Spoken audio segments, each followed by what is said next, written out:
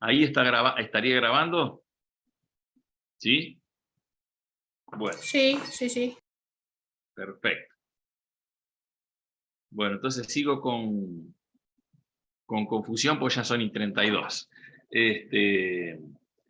Entonces les decía, la confusión es cuando se reúnen en una misma persona la calidad de acreedor y de deudor al mismo tiempo.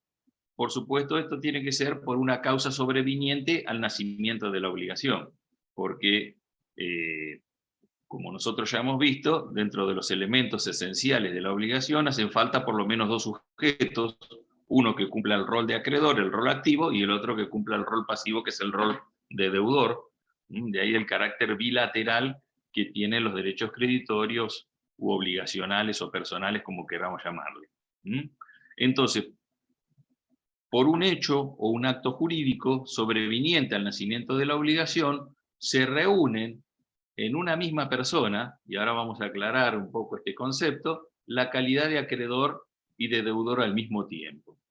Esta circunstancia hace que, precisamente por desaparecer el carácter bilateral que debe tener la obligación, por vía de consecuencia la obligación se extinga. El Código Civil y Comercial vigente, el reformado, agregó en esta definición que, digamos, viene igual desde el Código de Vélez, que la confusión se tiene que producir no solo entre el mismo sujeto, sino también entre el mismo patrimonio. Porque en el Código Civil actual, una persona puede ser titular de varios patrimonios, con la posibilidad, ustedes ya lo van a ver cuando estudian Derecho Societario, de generar lo que se llama la sociedad unipersonal. Entonces, ahora existe la posibilidad jurídica que una persona tenga más de un patrimonio. El patrimonio, que es el conjunto de bienes y derechos deducidos los pasivos que tiene una persona, es un elemento esencial de la personalidad. Eso, bueno, lo recuerdan de Civil 1. El sujeto de derecho tiene entre sus características la de tener por lo menos como mínimo un patrimonio. De hecho, cuando hablamos de la definición de persona jurídica, decimos que es el ente que tiene la facultad o la prerrogativa de adquirir derechos y contraer obligaciones. O sea, la patrimonialidad, la posibilidad de acceder al patrimonio, es un atributo imprescindible de la personalidad. Ahora, en la legislación actual, una persona puede contar con varios patrimonios. Y esos patrimonios pueden tener un solo titular, pero estar separados entre sí. Entonces, volviendo al concepto de la confusión, para que la obligación se extinga por este medio extintivo, la reunión de la calidad de deudor y de acreedor al mismo tiempo tiene que recaer sobre una misma persona y sobre un único patrimonio o sobre el mismo patrimonio. Ya que si una persona reviste la calidad de acreedor representando un patrimonio y la calidad de deudor representando a otro, no se produciría la confusión.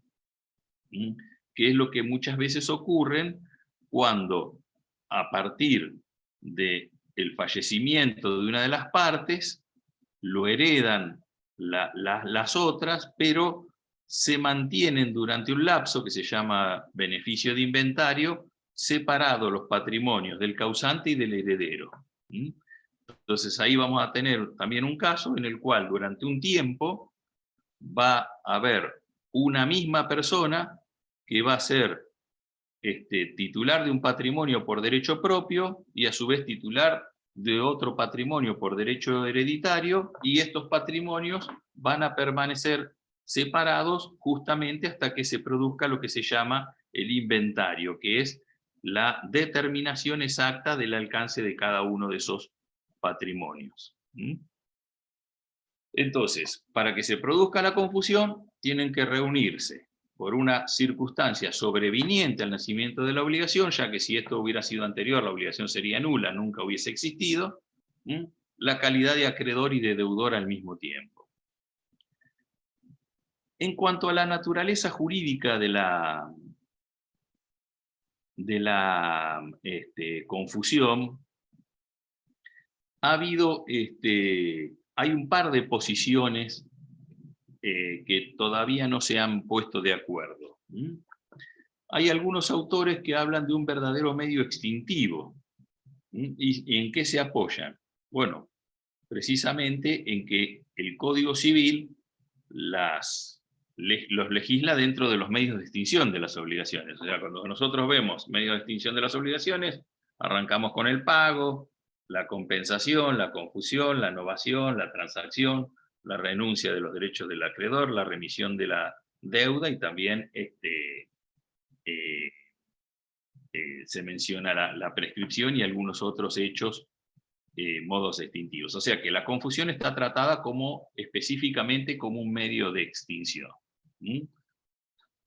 Para otros autores, no sería un verdadero medio de extinción de las obligaciones, sino una forma de paralizar los efectos de la obligación.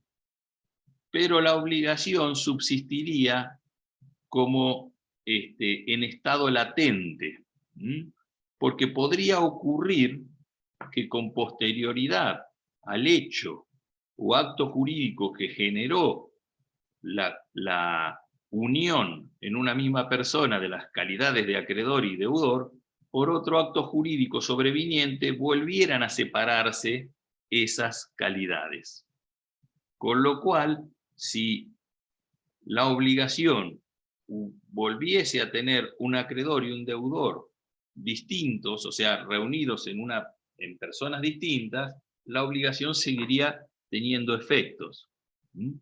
Cosa que no podría suceder si la confusión hubiese extinguido a la obligación. Ahora vamos a ver uno de los supuestos en los cuales esta circunstancia puede ocurrir. Lo concreto, digamos que no es relevante discernir cuál de estas dos posiciones es la adecuada, sino simplemente nos basta con saber cuáles son los efectos que produce la confusión y en qué supuestos puede renacer la obligación supuestamente extinguida. Comparándola con la compensación, que es otro medio extintivo que implica también la reunión de calidades, en la compensación se produce la extinción. Esto se los habrá dado seguramente el doctor Lustanó el viernes, porque ha preparado un trabajo interesante sobre el tema, así que le debe haber dado una clase bastante completa al respecto. Así que ustedes han visto que en la compensación es lo que se produce, se reúnen al mismo tiempo la calidad de acreedor y deudor al mismo tiempo. O sea, recíprocamente, dos personas, dos sujetos diferentes, uno es acreedor del otro y el otro a su vez también es acreedor del primero. O sea que ambos reúnen ambos roles, de acreedor y de deudor al mismo tiempo respecto de otro sujeto que se encuentra en relación a él en idénticas circunstancias. Acá no hay dos sujetos, sino que hay un solo sujeto. Esa es la gran diferencia que existe entre la compensación y entre la confusión. A su vez, la compensación es un medio extintivo que extingue con fuerza de pago la obligación y en consecuencia es oponible a todos los deudores o acreedores de una obligación, ya sea mancomunada o solidaria, mientras que la confusión solamente produce efectos personales y extingue la obligación solamente respecto de las personas involucradas en el hecho o acto jurídico que la originó. No traslada, no propaga sus efectos a los demás deudores ni a los demás acreedores, en el caso, por ejemplo, de las obligaciones solidarias. Entonces, la confusión se puede producir de dos maneras: por acto entre vivos o por actos de última voluntad. Por actos entre vivos se puede dar a través de lo que se llama las figuras de la cesión de créditos o de la cesión de deudas. Entonces, en la cual, supongamos, el acreedor le cede su crédito al deudor. Entonces, se reúnen en ese momento la calidad de acreedor y de deudor al mismo tiempo en la misma persona. Esto generalmente ocurre o puede ocurrir en aquellas obligaciones que se encuentran instrumentadas en títulos al portador. ¿Qué son los títulos al portador? Son los llamados títulos de crédito, los pagarés, los cheques, las facturas conformadas. Son instrumentos en los cuales se encuentra, digamos, descripta una deuda. Hay una persona que dice que debe determinado dinero, pero no dice a quién. Por ejemplo, si yo firmo un cheque y no pongo el nombre del beneficiario, el beneficiario es el tenedor del cheque. ¿Se entiende eso? O sea, yo un cheque puedo poner, le pagaré a Carlos Rodríguez la cantidad de pesos tanto. O en un pagaré sin protesto a Carlos Rodríguez la cantidad de pesos tantos. Ahí en ese instrumento tenemos determinado el deudor, que es el firmante del instrumento, y el acreedor, que vendría a ser el beneficiario. Ahora bien, ese rol de beneficiario yo lo puedo dejar en blanco. No pongo quién es el acreedor. ¿Y quién va a ser el acreedor? Aquel que tenga el título en su mano. A la persona, yo voy a un negocio, hago una compra y pago con un cheque y no pongo el nombre del beneficiario, el acreedor es el tenedor de ese cheque. ¿Bien? Ahora, el tenedor de ese cheque, ¿qué puede hacer? Puede ir y cobrarlo él, en consecuencia se termina el ciclo de la obligación instrumentada de esta manera, o puede entregar ese instrumento a otra persona que a partir del momento en que lo recepciona, o sea, a través de la simple tradición, la entrega del instrumento, se convierte en acreedor. Eso hace que ese instrumento pueda ir circulando de mano en mano entre diferentes personas que van a adquirir el rol de acreedor de manera sucesiva por la simple tenencia del instrumento. Entonces vamos a suponer que como consecuencia de esa circulación, el cheque va a parar a manos de quien lo emitió. O sea, el cheque que yo le entregué al dueño del negocio primero, él se lo entregó a otro, este se lo entregó a otro, y una persona que me debe a mí me viene y me entrega en pago mi propio cheque. Entonces, en ese momento yo, como tenedor del instrumento, soy acreedor, y como firmante del mismo soy deudor. Entonces, como nadie se puede reclamar un pago a sí mismo, o sea, nadie puede cumplir el rol de acreedor y de deudor al mismo tiempo, en ese momento se produce la confusión y la obligación quedaría extinguida.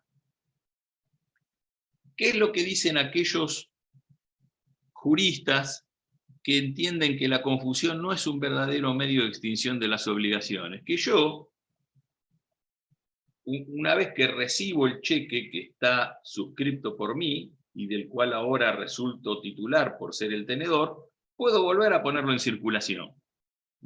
Se lo puedo volver a entregar a otra persona, y ahí vuelve a producirse la bilateralidad necesaria para la existencia de la obligación.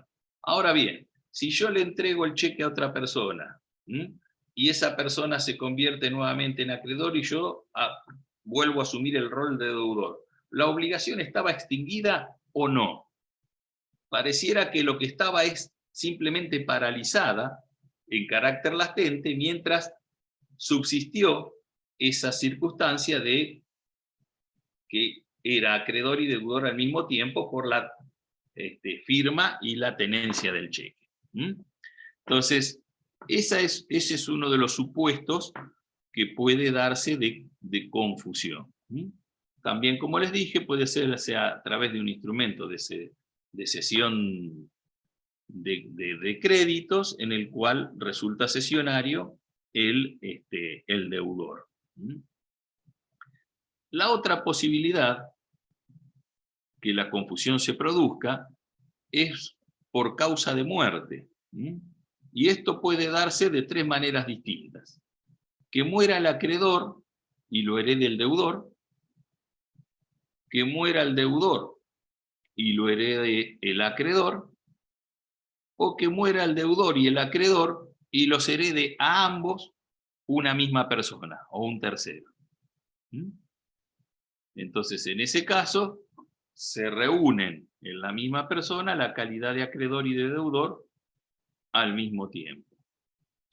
Esta extinción por confusión, como les decía hace unos momentos, no se produce de manera instantánea, ya que el Código Civil prevé o presume que la aceptación de la herencia se hace con beneficio de inventario. ¿Qué significa el beneficio de inventario? Que durante un tiempo permanecen separados los patrimonios del causante y del heredero, hasta que se liquiden los créditos y las deudas de la sucesión. Y recién ahí, con la aceptación de la herencia y eventualmente la partición, si son varios herederos, se produce la unión en una sola persona de todo el patrimonio, y en ese momento se produciría la confusión si es que subsisten las calidades de deudor y de acreedor antes referenciadas. Respecto de si se trata de una obligación solidaria, supongamos que hay varios deudores y un solo acreedor, y fallece el acreedor y lo hereda uno de los deudores, ahí la obligación respecto de este se extinguiría por confusión, pero los efectos de esta extinción no se propagan a los demás deudores, porque la confusión, a diferencia de la compensación, solamente produce efectos personales. Entonces, en ese supuesto, el deudor, heredero del acreedor, pasa a cumplir el rol de acreedor y los otros dos deudores van a seguir obligados respecto de él en forma solidaria por la deuda contraída originalmente, pero con la deducción de la cuota parte que le correspondería al deudor respecto del cual se produjo la confusión. O sea que si fuese una obligación que, por ejemplo, era de 300 pesos, y los tres debieran la misma cantidad, o sea, 100 pesos cada uno, y muere el acreedor y el deudor 1 pasa a ocupar ese rol, la obligación subsiste como solidaria y va a tener un nuevo acreedor, que era el deudor heredero del acreedor, pero en vez de subsistir por los 300 pesos, va a subsistir por 200, porque se va a deducir la cuota parte que le correspondía al deudor respecto del cual se produjo la confusión. Otra situación especial que hay que analizar es el caso de la fianza. Seguramente ustedes saben que la fianza es una obligación accesoria por la cual un tercero se compromete a pagar la deuda de un determinado deudor para el caso en que éste no pague. Entonces, el acreedor tiene un deudor principal y tiene un deudor accesorio que es el fiador. Respecto del deudor principal puede dirigir su acción en el origen, ante el incumplimiento, y recién, si no pudo hacer efectivo el crédito contra el deudor principal, entra en juego en forma subsidiaria la obligación accesoria y podrá dirigir su acción contra el fiador. Entonces, ¿qué podría ocurrir? Que se produzca la confusión entre el deudor y el acreedor, o se produzca la confusión entre el fiador y el acreedor, o que se produzca la confusión entre el fiador y el deudor. Tenemos tres posibilidades. Si se produce la confusión entre el acreedor y el deudor, la obligación se extingue por efecto propio de la confusión.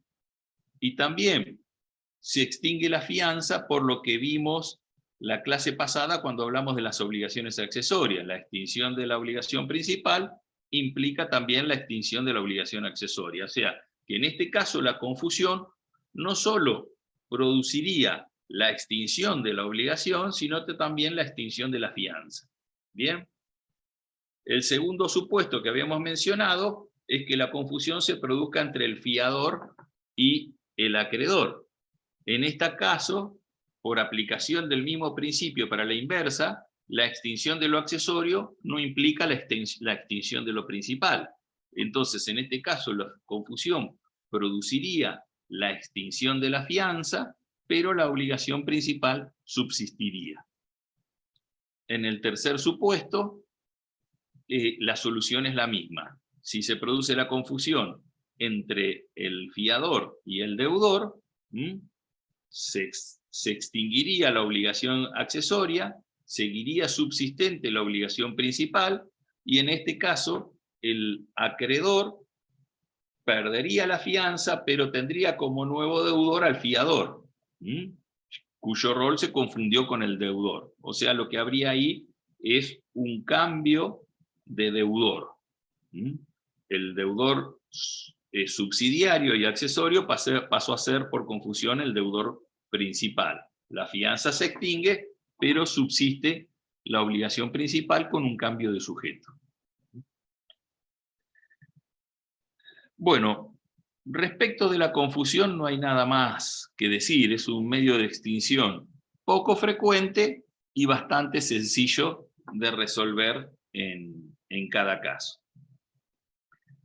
Ahora vamos a hablar de la renuncia y de la remisión de la deuda.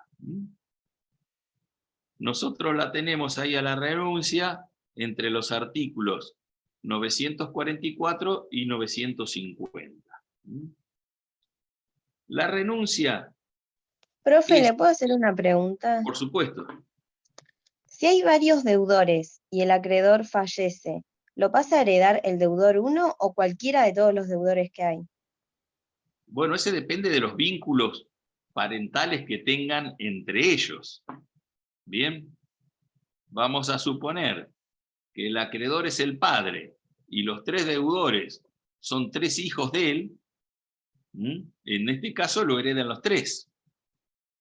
Ahora, si es hijo del uno solo, lo heredará ese. O puede ser que no lo herede ninguno, lo herede un tercero que va a pasar a ocupar la calidad del acreedor. O sea, el vínculo sucesorio no tiene nada que ver con el vínculo obligacional. ¿Bien? Entonces, acá se tendría que dar la circunstancia de que alguien sea acreedor de una determinada persona, pero y ante el fallecimiento de alguno de ellos, ya sea del acreedor o del deudor, justo sea el otro el que lo herede. ¿Bien? Por eso les decía que es un medio de extinción poco frecuente.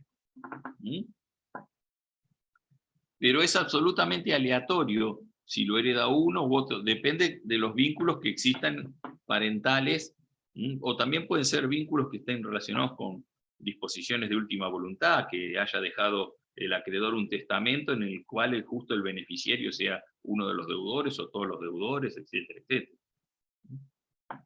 Bien, entonces, volviendo a la renuncia, la renuncia y la remisión de la deuda están tratadas en conjunto en el Código Civil. Existe entre ellas una especie de relación de género y especie. La renuncia sería en sentido amplio el medio de extinción, y la remisión de la deuda, o remisión simplemente diciéndola solamente la palabra remisión, sería una de sus especies. Entonces la renuncia es todo acto jurídico por el cual alguien se desprende de un derecho propio, cualquiera sea la índole de este. Por eso algunos autores dicen que la renuncia no es solamente un medio de extinción de las obligaciones, sino que es un medio de extinción de cualquier tipo de derecho. Ya puede ser real, personal, familiar, etcétera, etcétera. O sea, mientras que el derecho sea disponible, es renunciable. Entonces, de todo lo que yo soy titular y puedo disponer, puedo renunciar. Entonces, la renuncia en general sería el género, y se da a partir de la declaración del acreedor de que no cobrará el crédito. La renuncia como medio de extinción propiamente dicho, como medio de extinción de las obligaciones, es la declaración del acreedor de que no cobrará el crédito. La remisión de la deuda, que es una de sus especies, sería el hecho de darse ficticiamente por pagado. Entonces, en la renuncia hay una declaración expresa del acreedor de que no cobrará el crédito, mientras que en la remisión hay un hecho del acreedor por el cual se da ficticiamente por pagado. O sea, sin haber recibido efectivamente el pago, él se da por pagado. Ahora vamos a ver con más detalle las diferencias. Dentro de lo que se llama la renuncia, aparte de la renuncia propiamente dicha, a la cual me acabo de referir, y la remisión de la deuda, a la cual también me referí, podemos incluir un tercer forma que es el desistimiento. El desistimiento se daría, sería una especie de renuncia, pero que se produce dentro de un proceso judicial. O sea, es una forma de extinción de una obligación que se formula de manera judicial. Entonces, el desistimiento es un modo procesal que se utiliza para formalizar o materializar la renuncia. Pero eso ustedes lo van a ver dentro de lo que cuando estudien Derecho Procesal 1 o Derecho Procesal 2, donde vean modos anormales de terminación del proceso. Como forma de extinción de las obligaciones, vemos dos de sus especies, la renuncia propiamente dicha y la remisión de la deuda. Yendo específicamente a la renuncia, vamos a ver que esta se puede hacer onerosa o gratuita. O sea, la renuncia va a ser onerosa cuando la declinación o la extinción del derecho se produzca a cambio de una contraprestación. Mientras que va a ser gratuita cuando el derecho se extinga sin contraprestación alguna. Si la renuncia es onerosa, o sea, si hace a cambio de una contraprestación, se van a aplicar las normas de los contratos onerosos, en general. Y en particular, se van a aplicar las normas del contrato más afín con el objeto de la renuncia. Vamos a suponer que una persona renuncia a una obligación a cambio de la entrega de una cosa, se aplicarán las normas de la permuta. Si se hace a cambio de un precio, se aplicarán las normas de la compraventa. Si se lo hace a cambio de la entrega de un derecho, se aplicarán las normas de la cesión de créditos. O sea que a la renuncia onerosa nosotros le vamos a aplicar las normas de los contratos onerosos en general, y en particular vamos a terminar de analizar sus efectos aplicándole las normas del contrato más afín al objeto de la renuncia. En la renuncia gratuita aplicaremos las normas de la donación.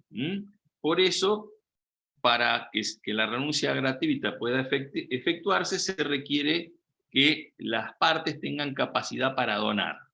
O sea, para disponer a título gratuito de su patrimonio. Bueno, en cuanto a la naturaleza jurídica de la renuncia, acá hay una discusión, al igual que ocurre con la confusión, respecto de si se trata de un acto jurídico unilateral o sea que solamente requiere la voluntad del acreedor que renuncia, o si se trata de un acto jurídico bilateral que requiere la aceptación por parte del deudor. Entonces, los autores más tradicionales, los más antiguos, digamos Llambía, Salvat, Borda, entienden que se trata de un acto jurídico unilateral, ya que lo relevante es la manifestación de voluntad del acreedor en el sentido de renunciar al cobro de su crédito. Entonces, en definitiva, sería un acto unilateral por el cual una persona hace una declaración diciendo yo no quiero cobrar el crédito y en consecuencia lo da por extinguido. Ahora, ¿qué ocurre? Mientras ese acto por el cual la persona manifiesta que no va a cobrar el crédito no haya sido aceptado por el deudor, aquel que lo manifestó puede revocarlo o puede retractarse. ¿Bien? Entonces yo puedo decirle a mi deudor, mira, lo que me debías no me lo pagues. No tengo interés en cobrarlo, hace de cuenta que no me lo debiste nunca. ¿Bien? Ahora, si no hay un acto de aceptación expresa por parte del deudor, o sea, el deudor dice, bueno, perfecto, acepto la liberalidad de ese por extinguido el crédito, el acreedor puede luego reclamarlo, puede retractarse. Y en consecuencia, ¿estaba extinguida o no estaba extinguida la obligación? Aparentemente no. Entonces, para que la obligación se considere extinguida, y así lo dice expresamente el Código Civil, es necesaria la aceptación. Entonces, eso convierte a la renuncia en un acto jurídico bilateral. Entonces, la naturaleza jurídica de la renuncia es la de un contrato, o sea, un acto jurídico, un acuerdo de voluntades que tiene por fin inmediato extinguir obligaciones. Bien. En cuanto a lo que la capacidad, les decía, si la renuncia es onerosa, se requiere la capacidad para contratar, y si la renuncia es gratuita, se requiere la capacidad para donar. En lo que respecta a la representación, para renunciar derechos en nombre de otro, hace falta poderes especiales, o un poder general con facultades especiales. Inclusive, por ejemplo, si se trata de una representación funcional o instrumental, como por ejemplo la del presidente de una sociedad anónima o la del socio gerente de una SRL, para que éste pueda renunciar derechos que corresponden a la sociedad, hace falta que se reúna la asamblea de accionistas y le otorgue facultades especiales para que pueda renunciar. Entonces, siempre que ustedes revisen las facultades de un representante para celebrar un acto jurídico, tendrán que analizar si estas facultades están incluidas expresamente en el instrumento de apoderamiento. Entonces, no basta un poder general, aunque exista un poder general de administración y hasta de disposición, hacen falta facultades especiales para hacer la renuncia. ¿A qué se puede renunciar? A toda obligación, a todo derecho creditorio, en tanto y en cuanto la renuncia se produzca con posterioridad a su nacimiento. No se puede hacer renuncias en forma anticipada.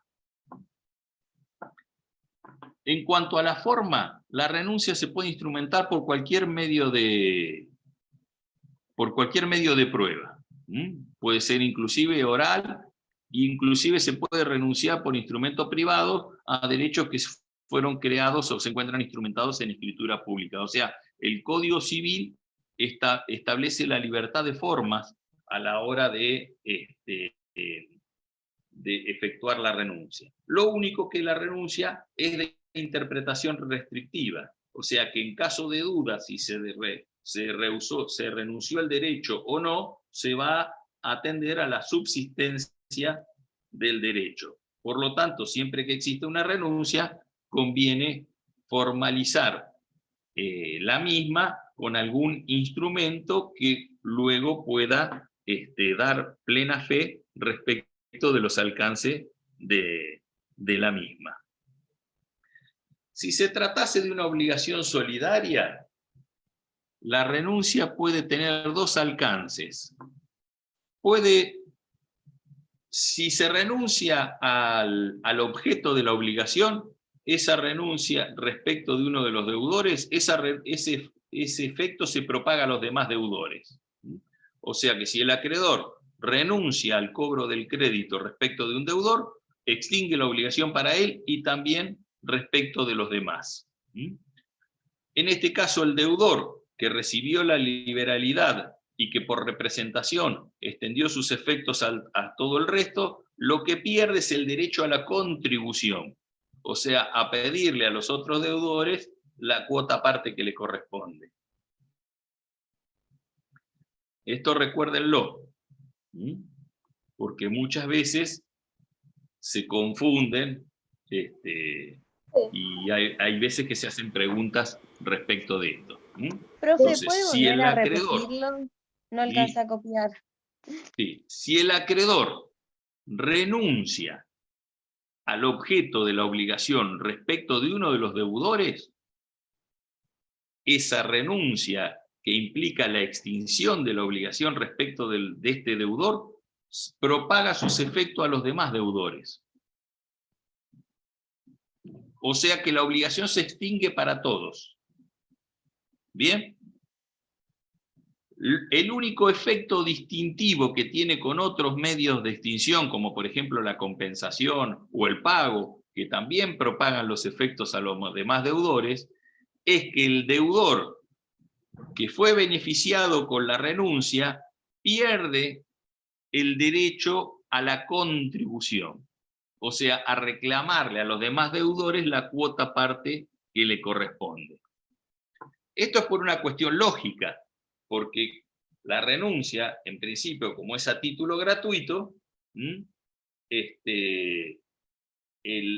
deudor quedó desobligado sin cumplir la prestación.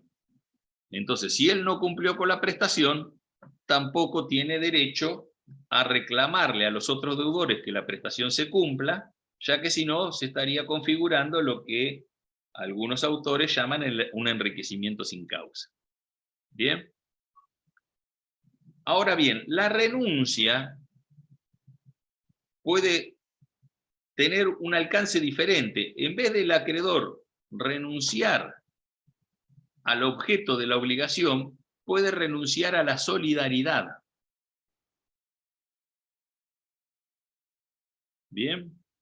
Renuncia a la solidaridad.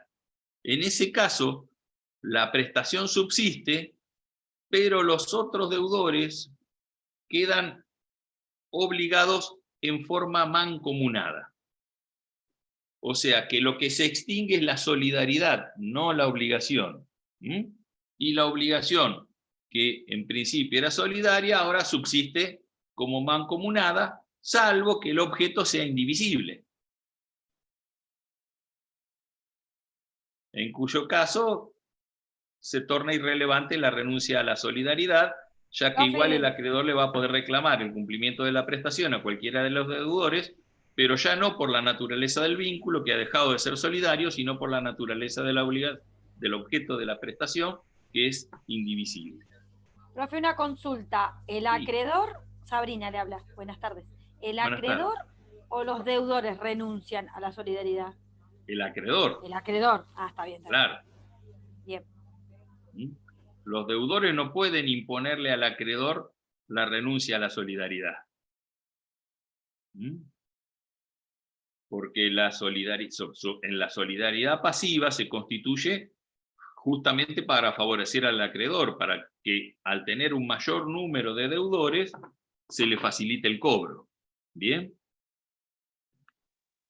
Entonces, esta renuncia a la solidaridad también se puede hacer en forma total, cuando se renuncia respecto de todos, o se puede hacer en forma parcial, cuando se renuncia respecto de uno solo de los deudores, en cuyo caso ese deudor va a cumplir la prestación pagando la cuota parte que le corresponde, y el acreedor le va a poder demandar en forma solidaria al resto de los deudores el resto de la prestación, o sea, la totalidad de la prestación, con deducción de la cuota parte que le correspondía al deudor que fue dispensado de la solidaridad.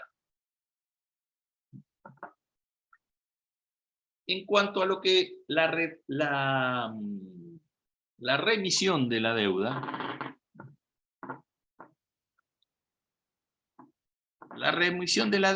les había dicho al principio que se da cuando el acreedor se da ficticiamente por pagado. La particularidad que tiene que, a diferencia de la renuncia, la remisión solamente se puede hacer por acto entre vivos y a título gratuito. La renuncia se puede hacer por un acto de última voluntad, o sea que yo en un testamento puedo poner que renuncio a cobrarle la deuda a determinadas personas, en ese caso va a ser tratada como un legado. O sea que yo puedo renunciar a un derecho para que esta renuncia sea efectiva en el caso en que yo muera, y aparte la puedo hacer a título oneroso o a título gratuito, o sea, a cambio de una contraprestación o sin contraprestación. Mientras que la remisión de la deuda solo puede darse por acto entre vivos y a título gratuito. No hay remisión de la deuda a título oneroso. ¿En qué consiste la remisión de la deuda? Que les dije que era una de las especies de la renuncia y en consecuencia se aplica toda la normativa dispuesta para la misma, salvo la que esté constituida específicamente para la remisión. La remisión de la deuda se produce con la entrega de los instrumentos en lo que consta la deuda al deudor. Entonces, en el ejemplo que le daba hoy, si yo firmé un cheque y se lo di a una persona, y esta persona al cabo de un tiempo, en vez de ir a cobrarlo al banco o presentarlo para el cobro, viene y me lo entrega, ahí esta entrega voluntaria del cheque sin pedido de contraprestación hace presumir la renuncia a la obligación. Aparte de constituir otro medio extintivo que sería la confusión.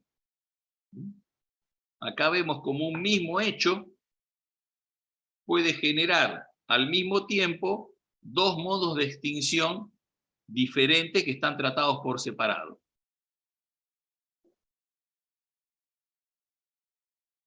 Si yo a alguno de ustedes le dijera que firmé un pagaré, ¿bien? Y que el beneficiario de ese pagaré al cabo de un tiempo vino y me lo entregó, me lo devolvió. Y como abogados tuviesen que elegir qué medio de extinción aplicarían a ese caso, la confusión o la renuncia, ¿cuál elegirían?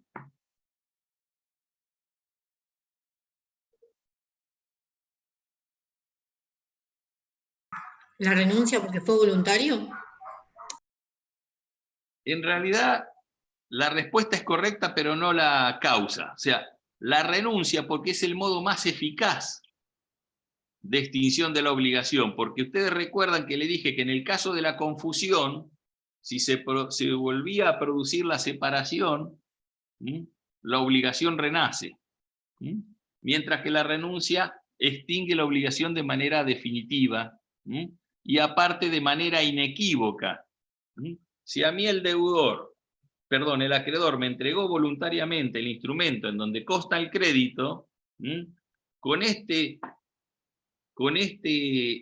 acto, con este hecho, sin otra declaración de voluntad, sin la firma de ningún instrumento accesorio y sin más prueba que la entrega del instrumento, damos por extinguido el crédito. ¿Bien? Entonces, en la renuncia, digamos, es un medio más eficaz para el deudor como forma de extinguir la obligación.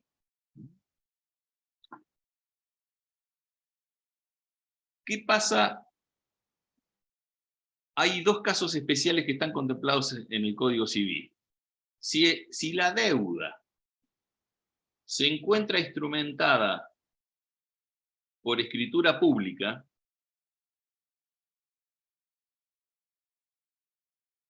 vamos a suponer que se hace un mutuo, un contrato de mutuo, que es un contrato de préstamo de dinero, y se hace por escritura pública, usted sabe que la escritura pública se queda plasmada en el libro de testimonio, en el libro de protocolo, perdón, del escribano. Por eso se llama escritura pública, porque el instrumento, en vez de hacerse en hojas firmadas por las partes, se vuelca en un libro. Y esto significa que yo puedo ir a consultar ese instrumento en cualquier momento, porque los libros estos se guardan, se almacenan. O sea, cuando el escribano termina de llenar un libro, lo manda al colegio de escribanos, quien es el depositario, y le dan un nuevo libro, y así sucesivamente por los siglos de los siglos. Entonces, desde que existe el colegio de escribanos, yo puedo ir y ver la escritura que se firmó en 1850, porque el instrumento está volcado en ese libro. ¿Bien? Ahora bien, ese instrumento que se encuentra volcado en el libro no puede quedar en poder del acreedor, porque si no se tendría que ir con el libro debajo del brazo. Entonces, lo que queda en poder del acreedor es lo que se llama un testimonio, en el cual el escribano vuelca en un papel el contenido del instrumento público que se encuentra en el libro, y le pone unos sellos, y eso hace plena fe del contenido de ese instrumento. Entonces, el acreedor que formalizó un mutuo por escritura pública, lo que va a tener es un testimonio de ese instrumento público. ¿Qué pasaría si el acreedor le entregase voluntariamente el instrumento al deudor? Que se remitiría la deuda, al igual que si le entregara el cheque o el pagaré, que mencionamos en el caso anterior. Bueno, en principio el código dice que no, porque el acreedor puede ir al escribano y pedirle otro testimonio. O sea que el instrumento en el que se encuentra formalizado el crédito o la deuda, según el lado que lo miremos, puede ser pedido tantas veces como uno quiera. Entonces, si yo quiero hacer remisión de la deuda de un crédito que se encuentra instrumentado en un instrumento público, en una escritura pública, no solo debo entregar el testimonio en el que mismo consta, sino que debo hacer un agregado en el que quede en forma fehaciente plasmado que dicha entrega implica renuncia al cobro del crédito.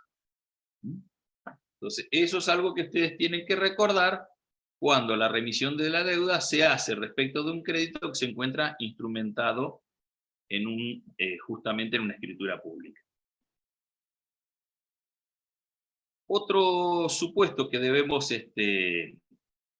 analizar es el caso de la fianza y el caso de la prenda. Si el acreedor le entrega el instrumento al deudor, eso implica la remisión de la deuda y por carácter accesorio se extingue la fianza también.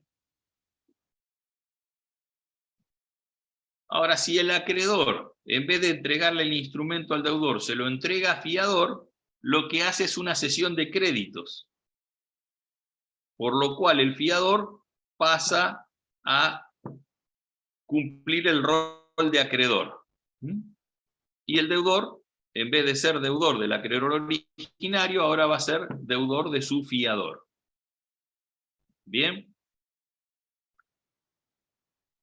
Otra cosa que ahora que les mencioné la fianza y que me olvidé de mencionar antes en relación a la misma, y es aplicable tanto a la renuncia como a la remisión de la deuda, es que si el fiador hace un pago parcial del crédito de su deudor y luego el acreedor renuncia o remite la deuda en relación al deudor principal, el fiador no tiene derecho a reclamar la repetición de lo que hubiese pagado a cuenta. Por supuesto, va a tener derecho de reclamarle al deudor lo que hubiese pagado en su nombre. Entonces, repito, por si alguno no lo entendió. El fiador paga parte de la deuda de su deudor en calidad de fiador, y luego el acreedor renuncia al crédito respecto del deudor principal. Esa renuncia, que implica la extinción de la obligación principal, no le genera al fiador derecho de repetir contra el acreedor lo que pagó a cuenta. ¿Bien? Lo que le genera, sí, es el derecho de reclamarle al deudor ese pago que efectuó en su nombre. Bien. Y por último, y ya para terminar con la renuncia, hay que recordar el caso de la prenda. La prenda forma parte de lo que se llaman las garantías reales, así como la fianza, a la cual me referí hace unos momentos, forma parte de las garantías personales. La prenda forma parte de las garantías reales. Entonces, el típico caso es el empeño. Entré al casino y me quedé sin plata, y entonces salgo, me voy a una de esas casas de empeño que están frente al casino, saco el anillo de oro de casamiento o el Rolex o lo que tenga y lo entrego a cambio de un préstamo de dinero. Bien, ese objeto se entrega como garantía de la devolución del dinero que me fue prestado. Entonces hay una obligación que nace a partir de un contrato de mutuo y hay un derecho real de garantía, que es la entrega de la cosa a instancias para garantizar la devolución del préstamo. Bien. Vamos a suponer que el acreedor prendario, en este caso la casa de empeño, me entrega voluntariamente el reloj o el anillo que yo dejé en garantía del pago del préstamo. Eso no es remisión de la deuda. Eso lo que extingue es la garantía real, la prenda, pero la deuda subsiste. Bien, esta es una cuestión lógica de aplicación de que lo accesorio, la extinción de lo accesorio no implica la extinción de lo principal. Pero se los menciono porque el Código Civil en el artículo 952 lo menciona, entonces nosotros lo tenemos que recordar.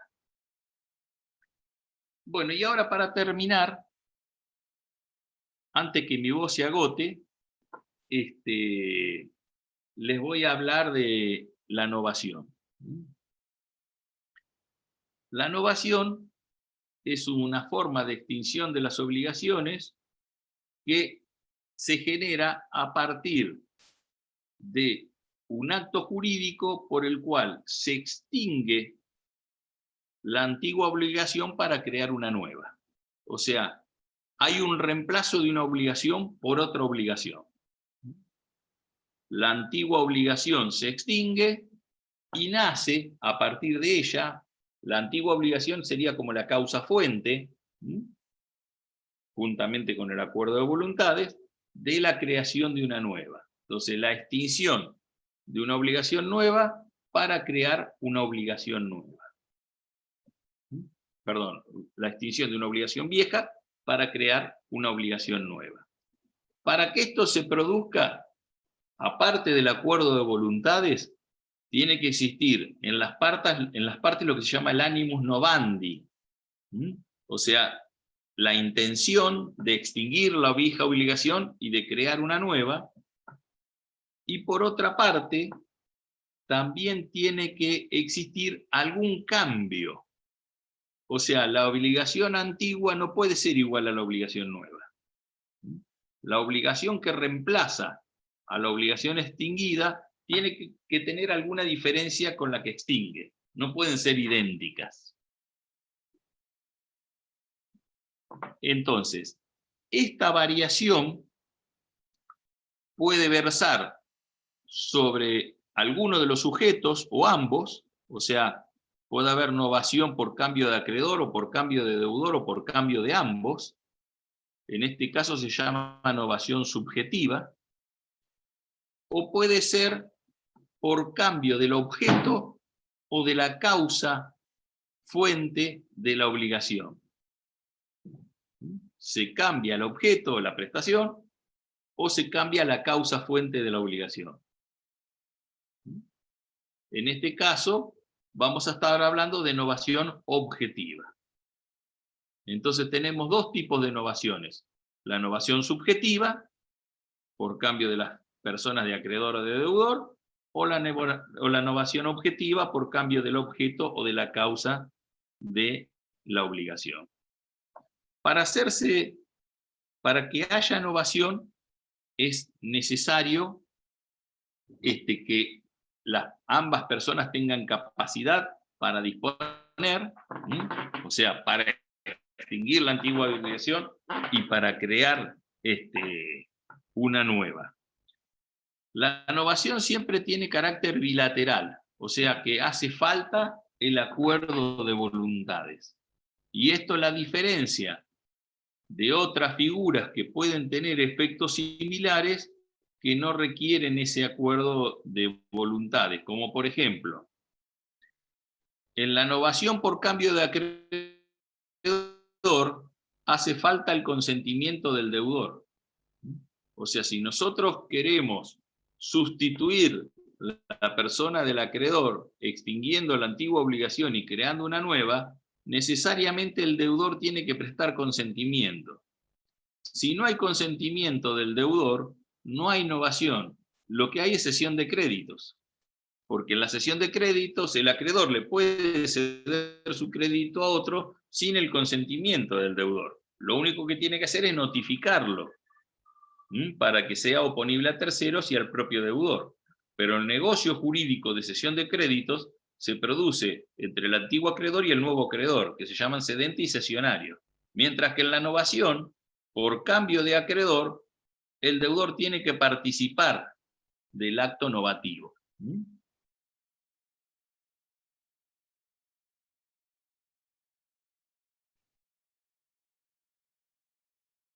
Hay algunas cuestiones que nosotros tenemos que tener en cuenta. Si la obligación antigua es nula, también va a ser nula la nueva obligación. O sea, por más que una obligación nula sea reemplazada por una obligación válida, en este caso, como el origen, como se trata de la extinción de una obligación para crear una nueva, si la primera es nula, la segunda también va a ser nula. Porque no se puede extinguir algo que no existe. Esto es importante que lo recuerden, porque la nueva obligación no es autónoma. Puede tener todos los elementos esenciales, pueden tener las capacidades, cumplirse con las formalidades, etcétera, etcétera. Pero en el caso de la novación, esta nueva obligación depende de su existencia de la obligación anterior. Con lo cual, si la obligación anterior era nula, la obligación nueva también va a ser nula. Si es anulable, o sea, si es objeto de una nulidad relativa, la obligación nueva solamente va a ser válida si, a su vez, el nacimiento de esta nueva obligación importa confirmación de la anterior, o sea, subsanación del vicio de que adolecía la obligación anterior. Lo mismo ocurre si la obligación antigua o la obligación sustituida estaba sujeta a condición suspensiva,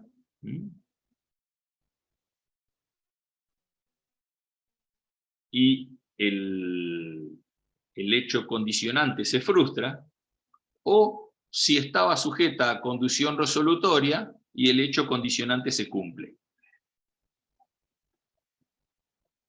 Como la condición es la validez del antiguo de la obligación, y en el caso de las condiciones suspensivas y resolutorias, no es que extinguen la obligación, sino que generan su inexistencia, también va a acarrear la inexistencia de la obligación que se genera en su reemplazo. Ahora, a la inversa.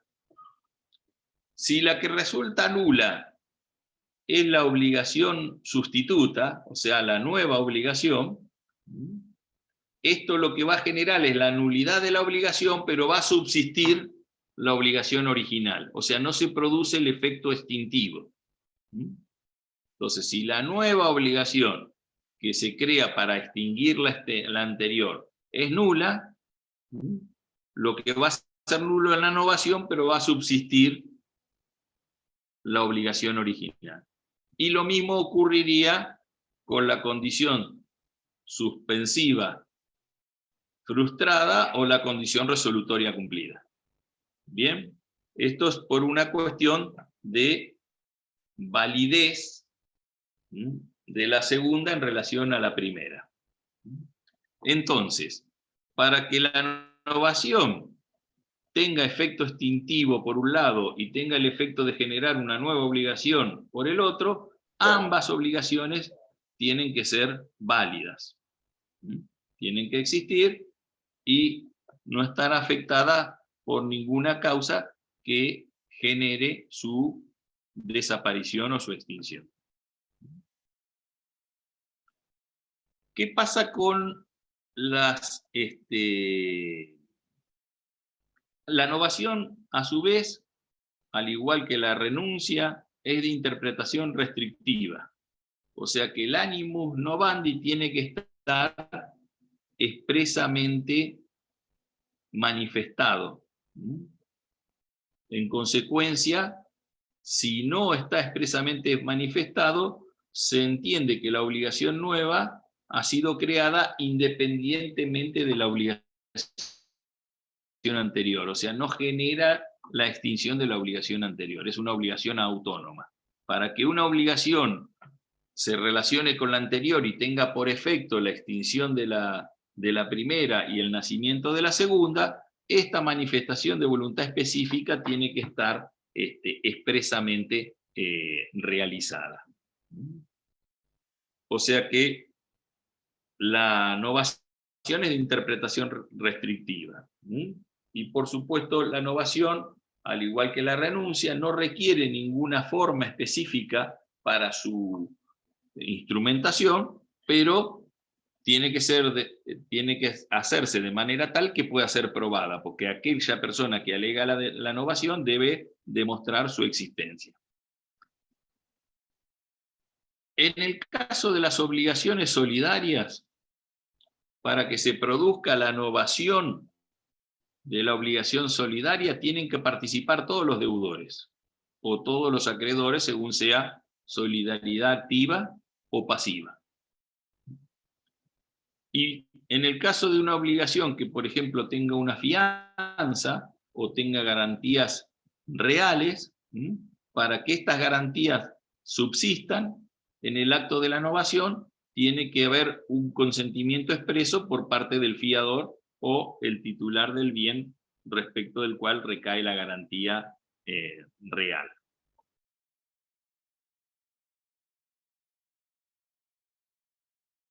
Cuando lo que se produce es, por ejemplo, una modificación del monto o del lugar de pago, o se introducen modalidades, ahí no hay innovación. Ahí lo que hay es una modificación de las condiciones pactadas en la obligación. Pero no hay extinción de una antigua obligación para la creación de una nueva. O sea que los cambios tienen que ser sustanciales o esenciales, no de carácter accidental. Si los cambios son de carácter accidentales, no hay innovación, sino que lo que hay es una modificación de la obligación original. En lo que respecta a la novación subjetiva, por cambio de acreedor, ya les dije que se le aplican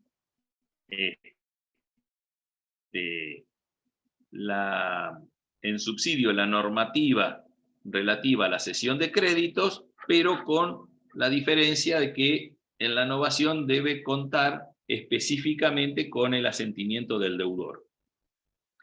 En el caso de la novación subjetiva por cambio del deudor, por supuesto tiene que contar con el asentimiento del acreedor, y en esto no hay diferencia entre la novación subjetiva y la cesión de deudas, que también necesita el consentimiento del acreedor, pero para que la novación se produzca, el acreedor debe participar del acto novativo, cosa que puede no ocurrir en la cesión de deudas. Recuerdan que existía en la cesión de deudas la posibilidad de que la cesión se produzca por un acuerdo entre el nuevo deudor y el acreedor, o un acuerdo entre el nuevo deudor y el antiguo deudor, que no involucraba a las otras partes y que producían efectos diferentes según el caso que nosotros planteáramos. En este caso el efecto es uno solo, es extinguir una obligación, crear una nueva, y esa obligación nueva hay un cambio de deudor. Ese cambio de deudor necesariamente debió contar con el asentimiento del acreedor. La novación subjetiva se puede hacer de dos formas: por delegación o por expromisión. La delegación se da cuando hay un acuerdo entre el antiguo deudor y el nuevo deudor, por el cual el nuevo deudor se compromete o reemplaza a la persona del deudor primitivo, y el acreedor acepta este reemplazo y libera al antiguo deudor. Entonces, en este caso la novación arranca con un acuerdo de voluntades entre el nuevo deudor y el antiguo deudor, que se completa con la aceptación del acreedor en relación al reemplazo de la figura de su deudor. Entonces se extingue la antigua obligación y se genera una nueva que va a tener identidad de objeto, pero que va a tener un cambio en la figura del deudor. Esa es la delegación. La expromisión es un acuerdo que se produce entre el nuevo deudor y el acreedor, por el cual el nuevo deudor se compromete ante el acreedor a pagar la deuda del antiguo deudor, y el antiguo deudor consiente la liberación del primero. ¿Puedo hacer una pregunta? Por supuesto. Uno era delegación y el otro se me cortó todo el audio de la explicación. ¿Cómo se llamaba? Es promisión. Es promisión. Ahí en el programa lo tenés. Dice clases, cambio de acreedor, cesión de créditos, cambio de deudor, y vas a ver que dice delegación y expromisión. ¿Y lo podría volver a explicar, por favor? Sí. En la Gracias. delegación es un acuerdo entre el nuevo deudor y el antiguo deudor. El nuevo deudor asume la deuda del antiguo deudor y el acreedor acepta este reemplazo. Mientras que en la expromisión es un acuerdo entre el nuevo deudor y el acreedor, por el cual el nuevo deudor asume la deuda del antiguo deudor y el acreedor libera a este. O sea, la única diferencia está en que la novación subjetiva, en el caso de la delegación, arranca con un acuerdo entre el antiguo deudor y el nuevo deudor, el cual después acepta el acreedor, mientras que en la expromisión arranca con un acuerdo entre el nuevo deudor y el acreedor, y el antiguo deudor lo acepta y en consecuencia a partir de esa aceptación queda liberado. Gracias. Bien. Para terminar, existe lo que se llama la novación legal. La novación legal, a diferencia de la novación común o la que podríamos denominar novación voluntaria, se produce por imperio de la ley, no por acuerdo de voluntades. Entonces, la novación legal, que tiene justamente su origen en la ley, tenemos dos supuestos. Tenemos el caso del artículo 55 de la ley 24.522, por un lado, y por otro lado tenemos el artículo 17 de la ley 23.982. El caso del artículo 55 de la ley 24.522 es la ley de quiebras o concursos. En este caso, ya les hemos hablado en la primera parte del curso de las ejecuciones colectivas. Entonces el deudor se presenta en cesación de pagos, los acreedores se presentan a verificar sus créditos y el acreedor propone una forma de pago de todos los créditos. Si la mayoría de los deudores aceptan esta forma de pago, esa forma de pago, digamos, es oponible a todos los deudores, a todos los acreedores, perdón. Entonces, este concordato, este acuerdo de pago formulado en el marco de este proceso universal, constituye una novación de la obligación. O sea, se extinguen las obligaciones antiguas y nace una obligación nueva en su reemplazo, que es la que se materializa en el concordato. Ese es un caso. El otro caso, el del artículo 17 de la ley 23.982, es la ley de consolidación de deudas del Estado. Es un caso muy específico que forma parte del derecho administrativo, por el cual en un determinado momento todos los acreedores del Estado se les cambió el crédito que tenían por otro. Se les pagó en bonos, o con otra forma de pago. Entonces, esta forma de pago realizada a través de bonos, y que tuvo su origen en una ley del Congreso Nacional, produjo la novación de esas obligaciones. Bueno, con eso terminamos confusión, renuncia y novación. No sé si tienen alguna pregunta para hacer de este tema o de cualquier otro tema que hayan visto antes de ahora.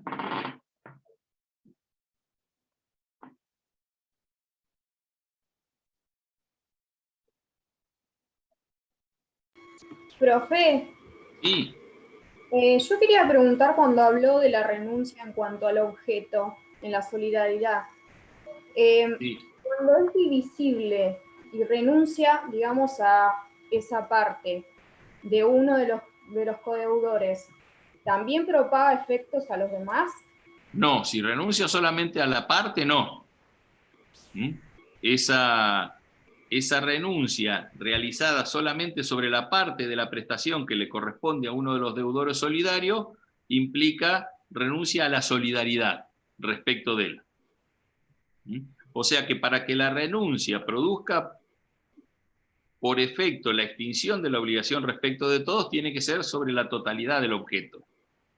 Ahora, si el deudor viniese y le pagare al acreedor solamente la cuota parte que a él le corresponde y él la acepta, habría una renuncia tácita a la solidaridad, no a al objeto de la obligación.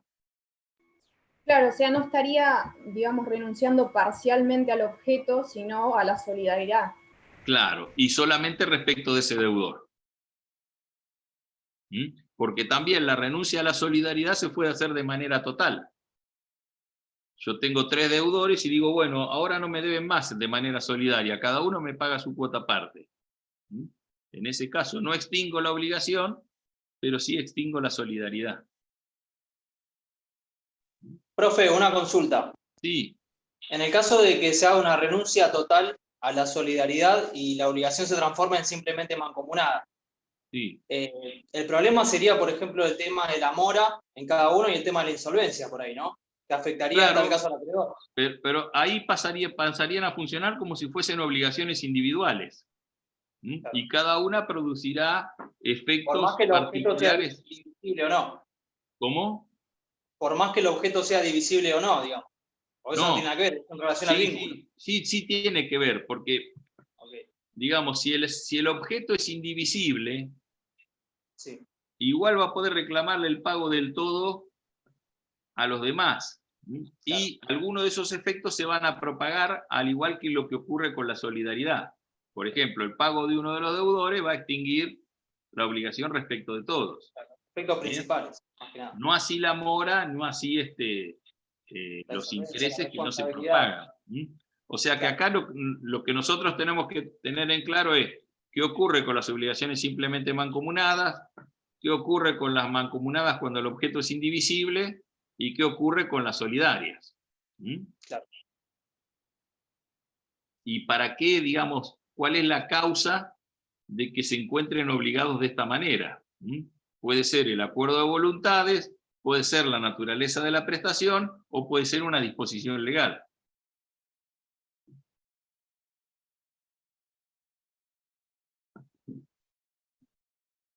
¿Alguna otra pregunta?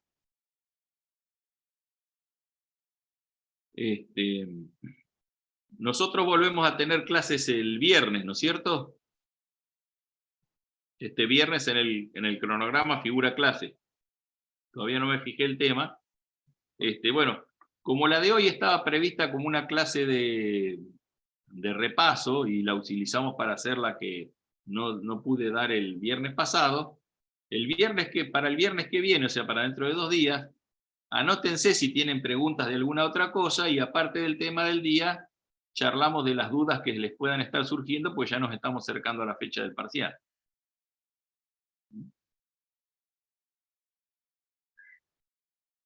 Bueno, nos vemos entonces dentro de 2 días, nos vemos el viernes. Hasta luego. Gracias. Chao, muchas gracias. Chao, profe, gracias.